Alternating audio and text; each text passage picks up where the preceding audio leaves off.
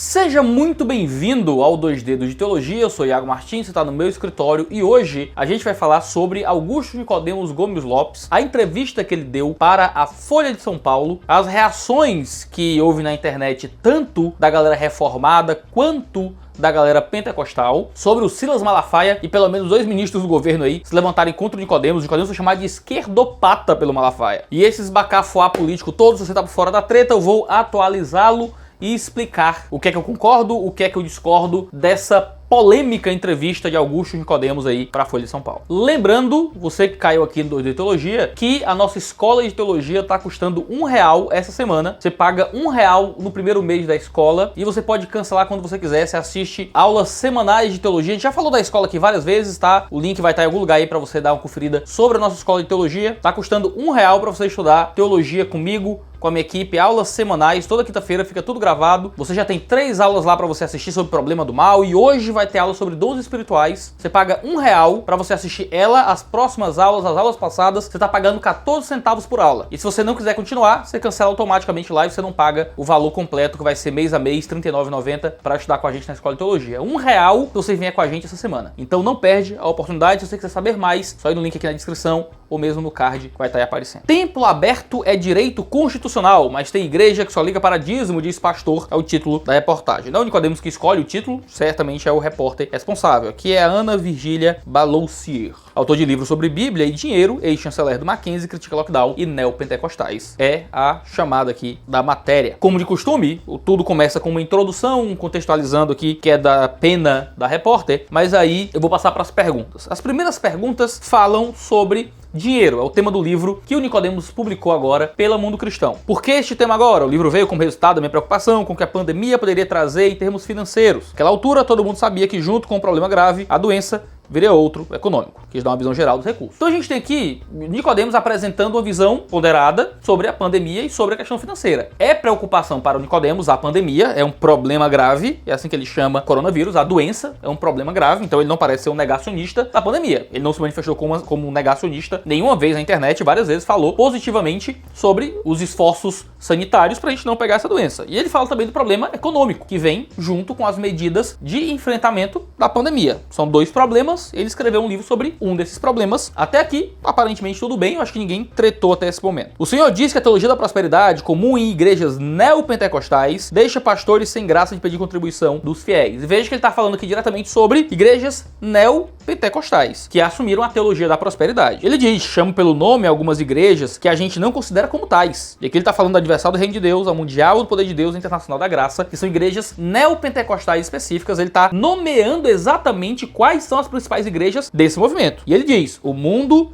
evangélico é bem complexo. Muitos pentecostais clássicos, infelizmente, aderiram à teologia da prosperidade em tempos recentes. Então qual é a crítica que o Nicodemos começa fazendo? Existem neopentecostais, é um movimento altamente rejeitado até pelos pentecostais clássicos, que são igrejas que assumem parte da postura do pentecostalismo, mas que adicionam a isso uma centralidade muito maior a manifestações de dons e outras práticas como a teologia da prosperidade. Esse é o movimento neopentecostal. O pentecostalismo clássico, por outro lado, ele sim acredita em continuidade de dons espirituais, existem alguns tipos de pentecostalismos, mas eles não tendem a assumir essa postura altamente central em manifestações físicas durante o culto. Ainda existe um culto de liturgia focada na palavra, nos louvores, na oração. E pentecostais clássicos geralmente não assumem teologia da prosperidade. O que o Nicodemos vai dizer é que, infelizmente, muitos pentecostais clássicos acabaram aderindo a essa teologia da prosperidade. O que é verdade. Não só os pentecostais clássicos, pessoas de fora do pentecostalismo, também alguns atendem a esse tipo de chamado a uma teologia focada em cura e em prosperidade. Agora veja, o Nicodemos está dizendo que todos os pentecostais aderiram a isso? Não. Ele está dizendo que a maioria dos pentecostais aderiram a isso? Não. Ele está dizendo que foram muitos. Isso é a mais pura verdade. A gente sabe, por exemplo, a Assembleia de Deus, que é uma igreja muito ligada ao pentecostalismo clássico. E Assembleia de Deus de bairro, meu querido, é neopentecostalismo, uma loucura das grandes. Você tem muitas igrejas que historicamente provêm do pentecostalismo clássico, indo para um tipo de neopentecostalismo dos mais terríveis. A maioria das igrejas neopentecostais vem do pentecostalismo clássico como uma deturpação do pentecostalismo clássico. clássico. Então o que Nicodemos está dizendo não é novidade e nem uma coisa falsa, é uma realidade muito bem conhecida. Agora, parece que isso ofendeu profundamente agentes do governo, que são também pastores presbiterianos, que preferiram baixar a cabeça para algum tipo de lobby político, e o próprio Silas Malafaia, que chega a chamar Augusto Nicodemos de esquerdopata, porque está criticando os pentecostais ou o que quer que seja. Veja, o Silas Malafaia sabe o que ele está fazendo. Ele está tentando lavar de alguma forma a própria reputação, colocando alguém que é crítico às práticas neopentecostais que ele assume como um esquerdopata, uma pessoa que quer o mal de todos os pentecostais. É um esforço de jogar os pentecostais contra os presbiterianos. Eu não sou nem pentecostal nem presbiteriano, então não tenho nada a ver com essa treta. Mas o que há é um Silas Malafaia disposto a criar uma ruptura na catolicidade da igreja, simplesmente para se defender de seus arroubos totalitários como um dono de igreja que vive aos benefícios das ofertas que crescem à medida que ele promete prosperidades que ele não pode dar. Isso é uma coisa que já é muito bem conhecida na internet. Você chegou hoje na internet, você nunca viu críticas ao Silas Malafaia. Silas Malafaia é um vendedor da fé, tá bom? Silas Malafaia usa todo o seu discurso para prometer prosperidades que incluem prosperidades financeiras e curas. Ele várias vezes no programa de TV dele levou homens lá como Morris Cerullo, Mike Murdock, um monte de gente para prometer esse tipo de coisa. Ele tem relacionamento íntimo e comunhão com os maiores pregadores da prosperidade do país. Ele tem uma língua um pouco mais de dobre, mas ele se beneficia de uma comunidade que acredita que se der muito dinheiro, inclusive para ele, vai ser beneficiada por Deus. Como é que ele vai se defender disso? Tentando atacar por uma via política e por uma via eclesiológica um dos seus principais críticos, aqui no caso, que é o Augusto Nicodemos. Então, o que o Silas Malafaia diz aqui, as ofensas e o sentimento negativo que as pessoas sentem, meu Deus do céu, acerca do que ele falou aqui de pentecostais, é uma bobagem. É uma bobagem. Se você quiser saber um pouco mais sobre a diferença entre pentecostais, neopentecostais, cessacionistas, continuistas e tal, 20 horas hoje tem aula sobre isso na Escola de Teologia. Custa R$1 para você assistir ela, ver todas as aulas passadas e as aulas futuras. Não perde isso não. escolateologia.com e você paga R$1 para estudar com a gente. Então a repórter pergunta o que é essa teologia, ele vai responder o que é a teologia da prosperidade, mas ele vai dizer mais à frente, como neopentecostais são boa parte do que chamam de evangélicos, a gente fica meio sofrido. Os escândalos jogam todo mundo na vala comum. Então, de novo, Augusto Nicodemos está dividindo bem o que é neopentecostais da teologia da prosperidade e os outros evangélicos que não podem ser jogados na vala comum. Ele não jogou todo mundo no mesmo grupo, tentam fazer parecer porque não vão ler a entrevista, não vão ler a notícia, vão ficar torcendo aquilo que o Nicodemos falou. Então rola aqui algumas perguntas sobre dízimo e coaching cristão, perguntas sobre o que a Bíblia fala sobre dinheiro, e ele começa a falar dos mercadores da fé, gente que pensa que a religião é uma forma de enriquecer. Ele cita aqui os problemas da igreja romana na Idade Média, que vendia indulgências, e então fala daqueles que vendem objetos ungidos e oferecem bênçãos materiais em troca de ofertas e dízimos em algumas igrejas hoje, mas ele não disse que igrejas são essas, disse que isso é hoje, diz que eles enriquecem e os fiéis ficam pobres. Aí tem mais algumas perguntinhas simples aqui sobre dízimo e tal, e aí entra nas treta, nossa, treta bonita. Já teve aqui a treta com os pentecostais e agora a treta até com outros reformados. Templos devem ficar fechados, ao menos em fases críticas? Aqui é uma pergunta que agora é feita ao Nicodemos sobre questões sanitárias, né? O que é muito complicado, porque você tá perguntando para ele coisas que envolvem filosofia jurídica, direito constitucional, filosofia política e assuntos relacionados que não são temas de estudo comuns à exposição bíblicos. Você está estudando grego, hebraico, exposição da palavra, cosmovisão cristã é um assunto muito complicado. Só que veja, a gente está num cenário popular hoje que se nós, como pastores, quisermos conversar com a sociedade, a gente vai ser perguntado em assuntos que são muito além da simples teologia bíblica. Então, o Nicodemos tá aqui falando da área dele, a área de domínio dele, exposição bíblica, então ele é colocado diante de perguntas que são do momento. Tinha acabado de sair 3 dias antes dessa entrevista, eu acho, aquela ADPF da Anajuri para que os cultos de Páscoa pudessem acontecer. E esse, claro, era um assunto que ia bombar muito. Nicodemos diz o seguinte, há duas questões para separar. Quando a gente briga para manter a igreja aberta dentro das regras sanitárias, é pelo direito de culto garantido pela Constituição. Primeiro, ok, é uma coisa boa, Nicodemos está falando de abrir dentro de regras sanitárias. Ele não está sendo novamente negacionista da pandemia. Vários colegas meus pastores aqui em Fortaleza estão fazendo culto sem máscara, sem distanciamento, sem medição de temperatura, sem nada, porque negam a pandemia e negam as medidas profiláticas que podem ajudar o vírus a não se espalhar. Nicodemos não parece dessa galera. Ok, igreja aberta, mas dentro de medidas de cuidado sanitário para que as pessoas não adoeçam, ou pelo menos para diminuir o máximo possível o risco de adoecimento. Ele vai dizer, a única maneira de revogá-lo é o estado de sítio, e só o presidente pode declarar um. O Congresso tem que aprovar. Do jeito que está, não está bom. É uma coisa que está saindo da cabeça de governadores e prefeitos. Fechar de forma arbitrária é a Constituição sendo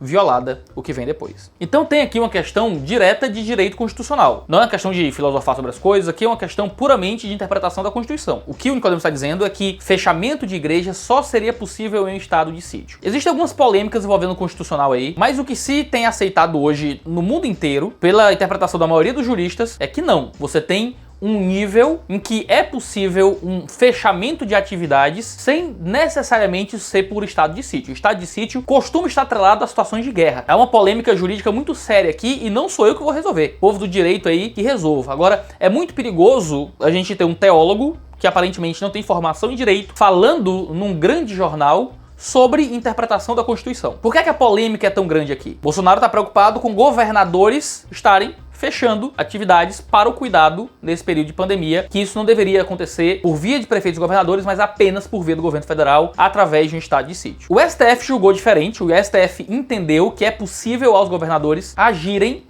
nessa direção. Agora, claro, o STF julgar não torna certo. Agora, o Nicodemos também tem essa opinião, também não o torna certo. Você tem aí opiniões sobre juízos constitucionais. O que acontece é que a maioria dos juristas hoje no Brasil entendem que você não precisa de estado de sítio para que haja fechamento de atividades com fins sanitários. Então dizer que isso é a Constituição sendo violada é uma declaração absolutamente forte e eu entendo o pessoal que ficou chateado com isso. Porque o Nicodemos está argumentando sobre direito constitucional sem ser um advogado e aparentemente sem muita perícia em direito constitucional. Ele está repetindo alguma coisa que ele viu em algum lugar. Ele está certo ou ele está errado? Bom, não é isso que eu vou querer discutir aqui. O ponto é, o argumento do Nicodemos é um argumento jurídico. Governadores não deveriam estar fazendo isso, apenas o presidente. Aí a moça pergunta, você citou duas questões. Ele diz, infelizmente, muitas igrejas que querem manter o culto não fazem isso com preocupação cívica. Estão preocupadas porque tem um sistema de arrecadação que depende do culto presencial. Para não ficarem estranguladas financeiramente, vão dizer o que for necessário para defender igrejas abertas. Então aqui ele começa a argumentar também sobre o problema de algumas igrejas forçarem a abrir os cultos,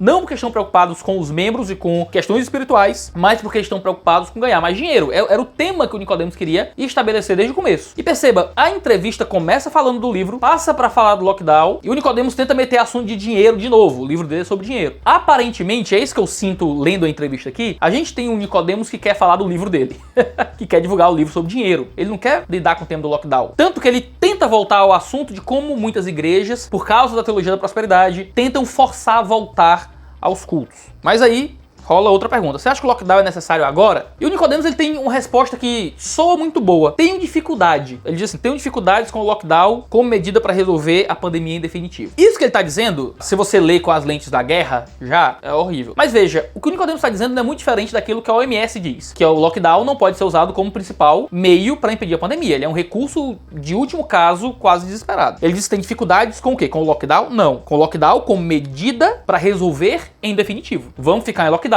até o vírus sumir. Ótimo. Ótimo que ele tenha essa dificuldade. Agora, qual é o problema? É que ninguém tá argumentando a favor disso. Até o pessoal mais, como eu diria, lockdower, é assim que o pessoal tá chamando agora, os lockdowers, os pandeminions. Você pega, sei lá, Átila Yamarino, é o grande comunicador hoje em prol de lockdown nacional e tudo mais. O que ele defende ainda é fechamento e abertura em ondas. Porque ninguém consegue ficar fechado o tempo todo. Então, meio que ninguém argumenta a favor de um lockdown definitivo até a pandemia acabar. O que se argumenta é que haja fechamento quando as coisas saírem completamente do controle. Os dados que a gente tem hoje apontam para que a cada uma semana de lockdown a gente tenha 3 semanas aí de queda em taxa de contaminação. Então, meio que ninguém está argumentando que o lockdown deve ser uma medida definitiva. Então, o Nicodemos está dizendo uma coisa que não deveria incomodar muito. Porque ele está dizendo que tem dificuldade com uma coisa que não existe. E ninguém está propondo de fato, fora, sei lá, do mundo doido aí da internet, deve ter gente que diz tudo. Eu também teria toda a dificuldade do mundo com o lockdown como uma medida em definitivo para resolver a pandemia. Todo mundo tem problema com isso. Você pode argumentar que não, aqui o Nicodemos está atacando um espantalho. Ele diz isso atacando o lockdown de forma geral. Mas aí você já está lendo as entrelinhas da entrevista. Lembre que isso deve ter sido uma entrevista feita por áudio, por telefone, não foi um texto escrito. Então,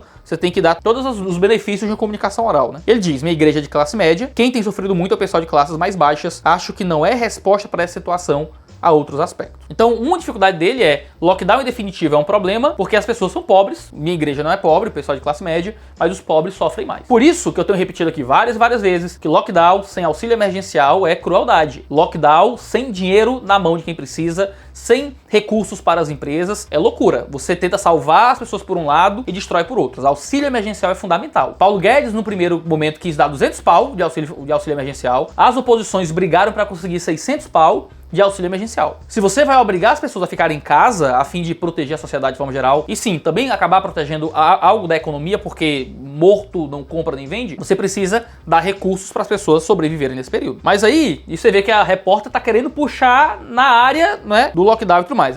Ela pergunta quais são os outros aspectos. Ele vai dizer, há pessoas que entraram em depressão, isso é realmente uma coisa muito séria. O nível de divórcio aumentou, isso é muito sério. Aqui teve uma fala particularmente infeliz, tá? Assim, é dose, porque você não pode revisar a entrevista. Eu digo que eu já dei entrevista pra Veja, dei entrevista pra um monte de revista aí, e eu sei como é que é a atenção, porque você fala por 1 hora, e a pessoa vai decupar e vai organizar ali o que você falou, e você não tem o direito de revisar o que vai pro ar. Você não tem o direito de corrigir a entrevista que você deu. Não sei se você sabe disso. Aqui, assim, essa frase, do jeito que tá aqui, não tem como defender muito o Nicodemos, não. Mas a estrutura de entrevista é uma coisa que beneficia e promove frases ditas de um jeito errado. Acho que o Nicodemos não vai nem concordar com o que ele disse aqui e levar das últimas consequências. Ele vai dizer, o número de divórcio aumentou, você é obrigado a estar em casa com a sua mulher, coisas que não fazia antes. Isso soa muito mal, tá ligado? Quer dizer que o cara ficar em casa com a mulher dá divórcio? Quer dizer que o cara ficar em casa com a mulher é uma coisa que ele não fazia antes, agora ele tá em casa com a esposa, e isso é ruim pro casamento dele? Cara, isso é muito infeliz, porque isso não é verdade. Muitos casais foram muito beneficiados. Aqui na minha igreja, a gente tem o Corona Boom, o tanto de bebê que tá nascendo depois do isolamento social, casamentos melhorando em algumas famílias por causa do isolamento social, porque maridos pararam em casa, coisas que eles não conseguiam fazer muitas vezes por causa do trabalho, assim como muitas mulheres que trabalham fora. Agora, eu não tô disposto a dar tanta atenção assim a isso. Eu acho que Nicodemos explicaria isso melhor se ele tivesse a oportunidade de, escrever um texto sobre isso aqui. Agora, por que o pessoal fica chateado? Eu entendo. Ele tá explicando por que o lockdown é uma coisa que não pode acontecer em definitivo, e o motivo é porque o povo vai ficar em casa com a mulher, né? É meio, né? É meio de mau tom, mas, né, acho que não é motivo de cancelamento ou o que quer que seja. Eu acho que qualquer momento aí o Nicodemos aparece explicando melhor, né, o que ele quis dizer. E se as pessoas explicam melhor o que elas querem dizer, tá tudo bem, né? A gente vive num mundo que não importa o que você quis dizer, importa como aquilo que você disse pode ser usado pra cancelar você, né? Tenho certeza que se alguém ligar pro Nicodemos, você acredita que se o marido ficar em casa com a esposa, o divórcio aumenta? Ficar em casa com a mulher é uma coisa ruim, né? Ele vai dizer que não, obviamente. Às vezes é necessário ter bom senso pra julgar, né, até as coisas estranhas que a gente lê de outras pessoas. Tanto que ele tá falando de coisas que não fazia antes. Talvez ele esteja com um tipo específico de família em mente. Talvez não seja nem famílias cristãs ou algo parecido. Gente que casa, mas que não vive na igreja. A taxa de divórcio aumenta porque não existe também um cuidado ali, um pastoreio, algo parecido. O cara chega em casa e tá o tempo todo em casa e ele já não era um bom marido. Sei lá, tem 1 milhão de variáveis que você pode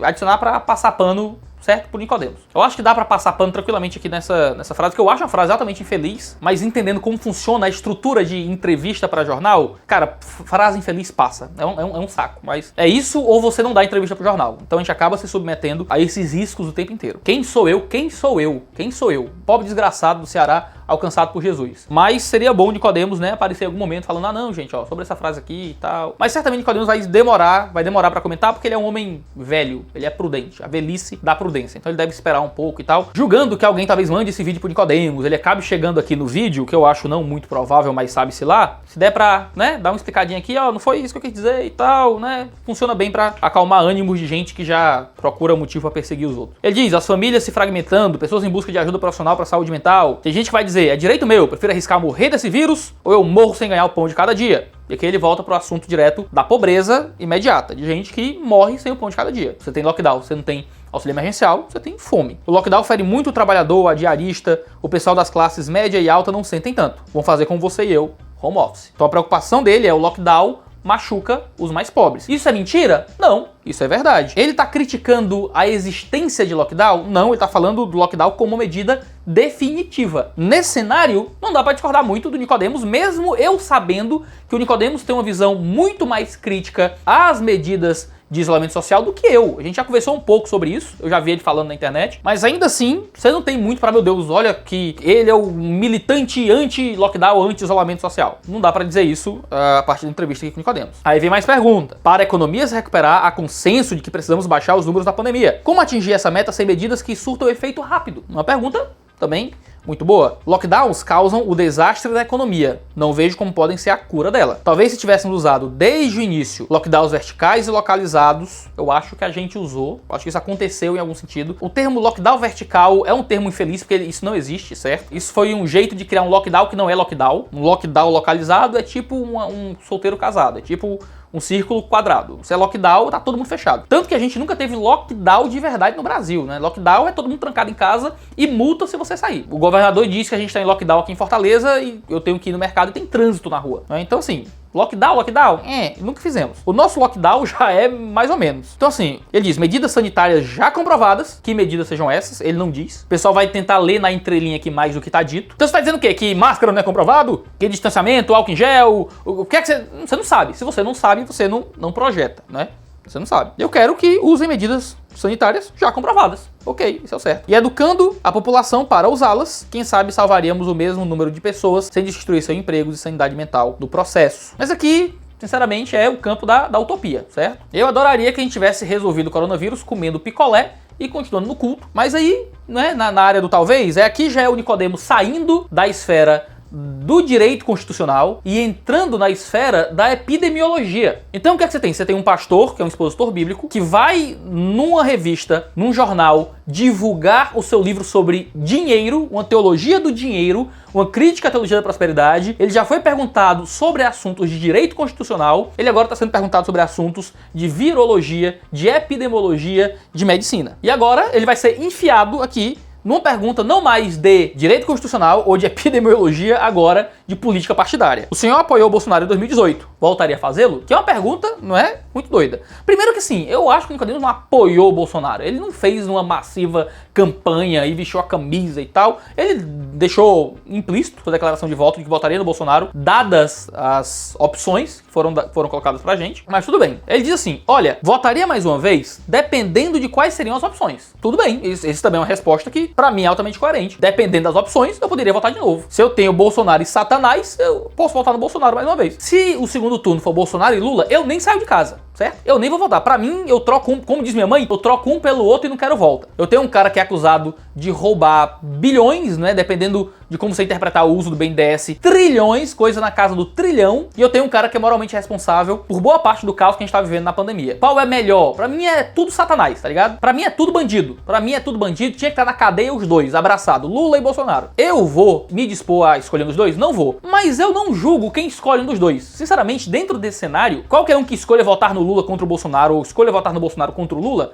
pra mim são duas situações terríveis onde a gente é refém de políticos canalhas. Então, se alguém diz, entre Bolsonaro e alguma outra opção que tá posta aí, dependendo de quem seja, votaria no Bolsonaro como um voto útil menos ruim. Veja, ele tá dizendo Bolsonaro é ruim. Veja, você conseguiu ver isso? Ele tá dizendo Bolsonaro é ruim. Vou escolher o menos ruim. Como é que alguém pode olhar pra isso aqui e dizer que ele é bolsonarista ou algo parecido? Porque é isso que eu li de muito reformado, né, na internet, dizendo, ele é bolsonarista, bolsominion, não sei o quê. Ele tá chamando Bolsonaro de ruim. Votaria nele dependendo das opções. Não parece algo pra rasgar a roupa ou tacar fogo na barba. E ele vai dizer, infelizmente, o presidente se precipita com as palavras, toma atitudes que não ajudam a população, estamos todos de acordo. Todo mundo reconhece que ele poderia ter sido mais prudente na condução da pandemia. Olha aí, que coisa maravilhosa. Até pelo próprio exemplo, ele aparece sem máscara, poderia ter se saído melhor. Veja, que ele tá falando até a favor de máscaras e falando mal da postura do presidente. Mas aí a mulher, a jornalista aqui, fez um ótimo trabalho. Porque a função do jornalista é caçar e cavar as coisas mesmo. Mas aí ela complementa, mas ainda seria sua opção em 2022. Ela nem pergunta aqui, ela tá falando. Aí ele vai responder. A questão toda é que o cristão, ele olha a agenda dos costumes. O que é essa agenda dos costumes? São coisas que envolvem aborto, casamento homossexual, educação sexual em escolas, ensino sobre perspectivas de gênero para crianças e assuntos relacionados a isso. Então, o cristão, ele olha para essa agenda dos costumes. Bolsonaro tem uma agenda conservadora,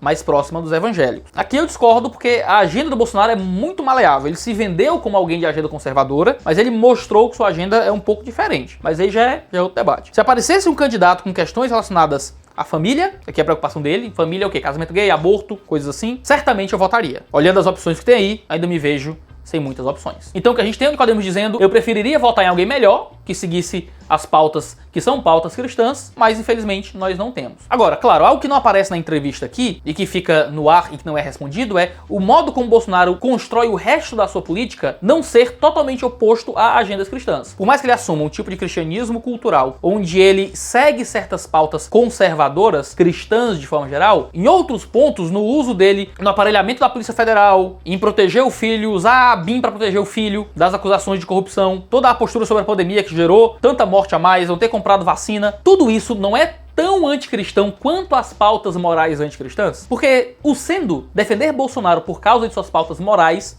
seria inócuo e contraditório. Agora, de novo, Isso não aparece na entrevista porque isso não é bem desenvolvido. A jornalista perguntou de novo, não vem ninguém mais à direita que abraça essa pauta? Ele disse, teve uma época que a gente tinha esperança no Sérgio Moro, mas depois ficamos mesmo sem saber onde ele está. Isso também é meio, né, aleatório. O Sérgio Moro é um cara que se levantou aí contra o PT, deu todo aquele rolo lá envolvendo o Sérgio Moro e tal, e ninguém sabe onde é que o Sérgio Moro tá e não sabe mesmo não. Eu nunca tive esperança no Sérgio Moro, mas de novo, por que a gente vai criticar alguém que teve? Aí aqui vem o finalzinho que é, ó, o melzinho da chupeta para ter gerado tanto ódio de muita gente. Alguns pastores de peso, de Edir Macedo a Silas Malafaia, foram aliados de Lula no passado. Então tem aqui uma farpa direta da repórter ao Malafaia. E a resposta do Nicodemos é muito tranquila. Nunca votei no Lula. Felizmente, tem muitas igrejas penduradas com o fisco, que tem interesse em ficar do lado do poder. Estão devendo até a alma. E veja, aqui é certamente algo que ofendeu profundamente o Malafaia. Porque muitas igrejas não pagam seus impostos direito, estão devendo grana adoidado pro governo, usando todo tipo de conchavo político possível para tentar não pagar suas dívidas, e por isso ficam do lado